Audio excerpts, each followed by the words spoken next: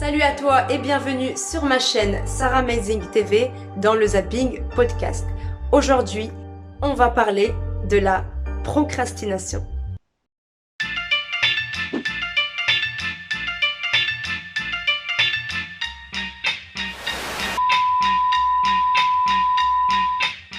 La procrastination, c'est le fait de remettre au lendemain, à plus tard, ce que tu voulais faire aujourd'hui, ce qui a été normalement prévu. C'est donc repousser l'échéance d'une action qu'on a voulu exécuter. Ouais, je le ferai demain. Ouais, je le ferai plus tard. La procrastination, c'est un peu le contraire, l'inverse de la motivation. Lorsque tu es motivé, tu passes la 4e, tu accélères. Donc tu as ce désir-là de vouloir accomplir plusieurs choses, ou du moins ce que tu dois accomplir. Mais quand tu procrastines, tu décélères, tu ralentis les éventuels accomplissements de ta vie. La procrastination se remarque et s'observe dans ton comportement. Tu n'agis pas, ou peu. En tout cas, tu réduis, tu restreins ton degré d'activité. Je me suis rendu compte qu'il y a une phrase, une expression, je suis sûre que tu la connais, qui décrit bien, selon moi, l'idée de procrastination. C'est la fameuse phrase « j'ai la flemme ». Tu la connais, hein? Cette phrase, on l'entend de partout, surtout chez les jeunes. Tu peux éplucher les oignons? J'ai la flemme. Tu ne devais pas te mettre au sport? Trop la flemme au fait. Stop! Ça suffit. Personnellement, moi, je m'interdis cette phrase. Je l'ai exclue, censurée de mon vocabulaire depuis très longtemps. Pour quelle raison?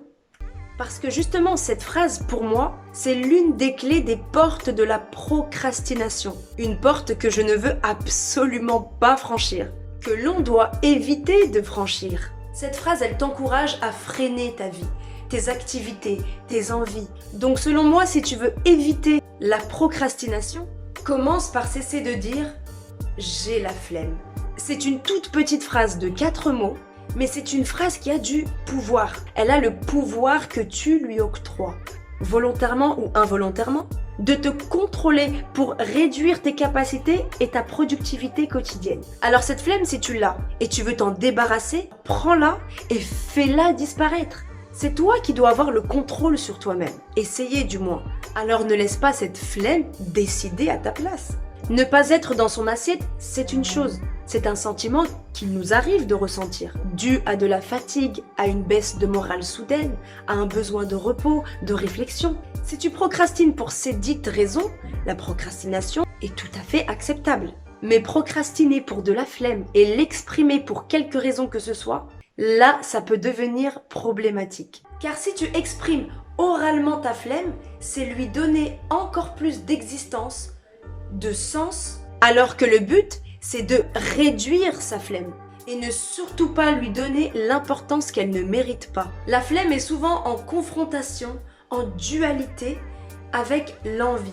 Des fois, tu as envie de faire quelque chose, mais tu as cette flemme qui est présente.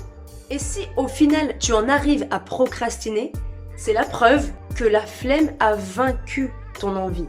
Tu as privilégié ta flemme sur ton envie. Mais si, de surcroît, tu prononces la phrase mythique « j'ai la flemme », pour moi là, c'est comme si tu offrais la victoire à la flemme. La flemme a gagné, mais toi, tu as perdu. Tu as peut-être perdu du temps, des opportunités, des occasions. Bref, tu es perdant. Alors pour reprendre goût à la motivation, cesse de procrastiner pour les mauvaises raisons qui n'en valent pas la peine. Et je finirai avec ce proverbe espagnol. No dejes para mañana lo que puedes hacer hoy. Mais ce n'est que mon avis. À bon entendeur.